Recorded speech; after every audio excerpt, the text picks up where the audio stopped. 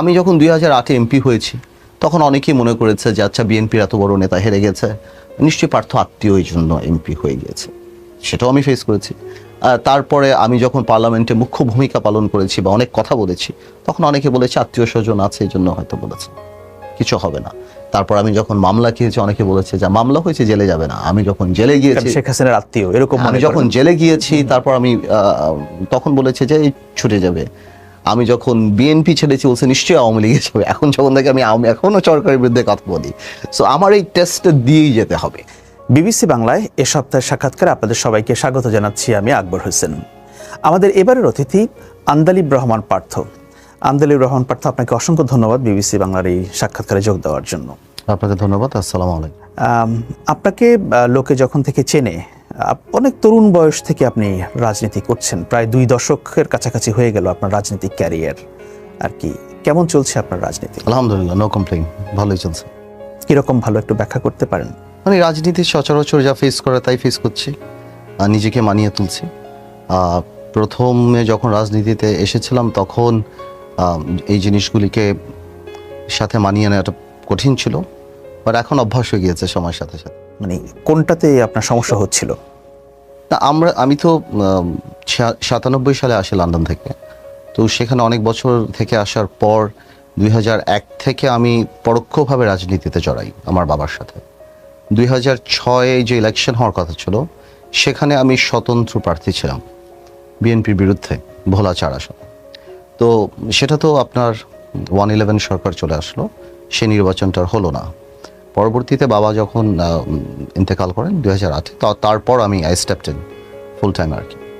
তো সেই সময় অনেক কিছুই অ্যাডজাস্ট করা অনেক কঠিন ছিল, বাট এখন তো সব কিছু অ্যাডজাস্ট করে ফেলছি। তো আপনি তো একটা রাজনৈতিক পরিবার থেকে এসেছেন। আপনার বাবা বাংলাদেশের একজন পরিচিত রাজনীতিবিদ ছিলেন।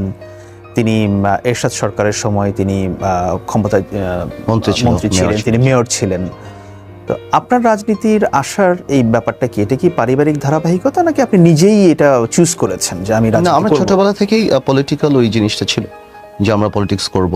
আর আমার বাবার ব্যাপারটা ছিল, আমার বাবা আমাকে পলিটিক্সের সাথে রাখতো ছোটবেলা থেকে। একটা কথা বলি, আপনি আসলে রাজনৈতিক পরিবারের হলেই যে আপনি পলিটিক্স করতে পারবেন, আপনি একটা অডিয়েন্স পাবেন, সেটা সত্যি কথা। হয়তো আপনি একটা নমিনেশন পাবেন, কিন্তু নিজেকে রাজনীতিবিদ হিসাবে গড়ে তোলাটা এটা আসলে একটা এডুকেশনের ব্যাপার। এটা বাই টাইম বা এক্সপিরিয়েন্স হয়, সেটা পলিটিক্যালি এডুকেটেড হতে হয়। এটা কোনো বই পড়ে বা কোনো ডিগ্রি ধরে এটা সম্ভব হয় না।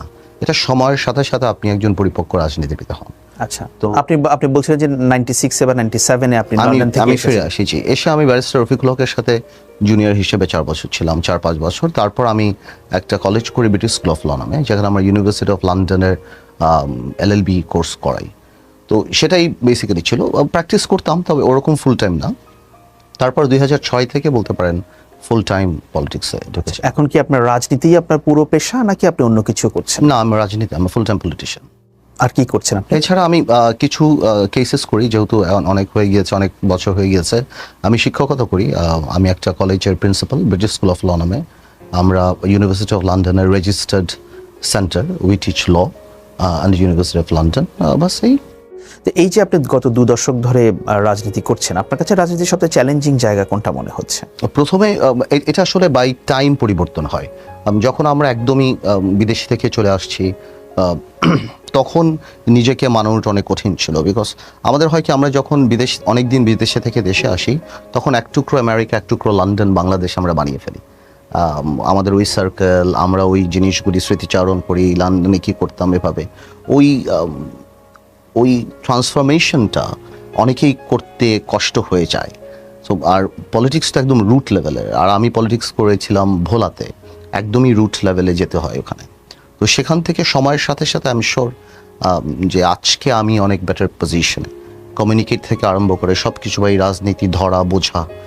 একটা সময় অনেক কিছু সারপ্রাইজিং রাখতো, বিকজ আমরা তো আর এই ধরনের রাজনীতি দেখে খুব একটা অভ্যস্ত ছিলাম না। বাট তারপরও এখন আস্তে আস্তে মানিয়ে চলছে আর কি। আচ্ছা, বাংলাদেশের রাজনীতিবিদ বলতে আমরা সাধারণত যাদেরকে দেখি বা যেটা বুঝি, আপনি ঠিক সেরকম নন। মানে সেরকম অর্থে আমি বলছি যে সাধারণত পলিটিশিয়ানদের যেরকম একটা বৈশিষ্ট্য থাকে, ক্যারেক্টারিস্টিক্স যেটা আমরা বলি যে হ্যাঁ, এসে আপনি বুঝতে পারেন যে কিন্তু আপনার ধারাটা একটু অন্যরকম। আপনার মধ্যে অনেকে মনে হয় যে একটু এলিটিজম আছে, একটু আপনি ভিন্ন ধারার। ব্যাপারটা কি একটু আপনি কখনো ফিল করেছেন এটা, বাকি আপনাকে বলেছে কখনো? এলিটিজম থাকাটা তো খারাপ কিছু না, বা জনগণ কিভাবে আমাকে পারসিভ করে সেটা আমি আমি আমি না, বাট ডেফিনেটলি আমরা যেই প্রজন্মের তাদের কাছ থেকে তো আপনি আগের প্রজন্মে যারা ছিলেন ওনাদেরকে সম্মান রেখে বলি, ওনাদের চেয়ে তো ডিফারেন্ট আমরা হব, এটাই তো খুব স্বাভাবিক। এবং আমি শিওর ওনাদের এই ডিফারেন্সটা মেনে নেওয়ার মানসিকতাও থাকতে হবে, এবং অ্যাট দ্য সেম টাইম আমাদেরকেও ওনাদেরকেও রেসপেক্টের জায়গাটা রাখতে হবে, যে দে আর মোর এক্সপিরিয়েন্সড উইচ ম্যাটার্স। আর সেই জিনিসটাকে আবার আজকে দেখুন, আজকে অ্যারাউন্ড 5 কোটি ফেসবুক ইউজার্স, এদের বয়স সবারই 40-এর নিচে। এমন একটা সময় ছিল ঢাকা ইউনিভার্সিটি থেকে হরতাল ডাকলে বাংলাদেশের প্রত্যেকটা জায়গাতে হরতাল হতো শিক্ষা প্রতিষ্ঠানে, কিন্তু আজকে ঢাকা ইউনিভার্সিটিতে হরতাল ডাকলে এনএসইউ বা ইউবিতে হয় না। সো আপনার বুঝতে হবে যেখানে একটা অনেক স্তরের একটা ব্যাপার আছে, যেখানে একটা ডিফারেন্স দাঁড়িয়ে গেছে। আমি নট সেইং এটা ভালো কি খারাপ, কিন্তু আগে এই স্তরটা এরকম ছিল না, এখন এই ক্লাস বা এই স্তরটা হয়ে গিয়েছে যে একটা। তো এখানে দেখা যাচ্ছে যে আমরা কিছুটা সেখানকার, আবার কিছুটা এখানকার। আপনি দীর্ঘ সময় বিএনপি নেতৃত্বে যে 4 দলীয় জোট সেখানে ছিলেন, সেখানকার আপনার অভিজ্ঞতাটা কেমন ছিল? আমি এদিক থেকে খুব লাগে, আমি যখন বিএনপি জোটে ছিলাম I was probably the youngest শীর্ষ নেতা যে ছিল যেখানে।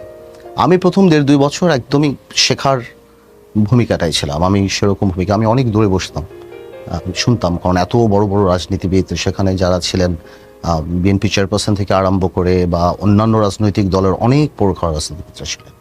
তো আমি আস্তে আস্তে দেখা গিয়েছে যে আমি কাছে আসা আরম্ভ হয়েছে, আমার গুরুত্বপূর্ণ সিদ্ধান্তে পার্টিসিপেট করা আরম্ভ হয়েছে, অনেক গুরুত্বপূর্ণ সিদ্ধান্তের অংশ ছিলাম, পার্লামেন্টে ভূমিকা ছিল, অ্যাক্টিভ ভূমিকা ছিল, মিডিয়াতে অ্যাক্টিভ ভূমিকা ছিল, বস্তুনিষ্ঠভাবে সরকারের সমালোচনা করার চেষ্টা করেছি।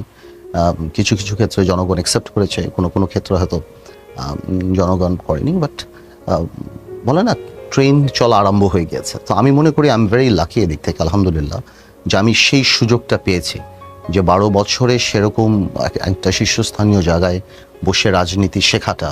আমি মনে করি সেদিক থেকে আমি অত্যন্ত ভাগ্যবান। তো আপনি তো 2019 সালে 18 সালের নির্বাচনের পরে এসে আপনি বিএনপি দলীয় যে জোট, 4 দলীয় জোট, সেখান থেকে আপনি বেরিয়ে আসলেন।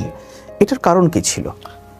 এটার মেইন কারণটা ছিল যে এমনি বিএনপি চেয়ারপারসন জেলে যাওয়ার পরে বিএনপির 20 দল আর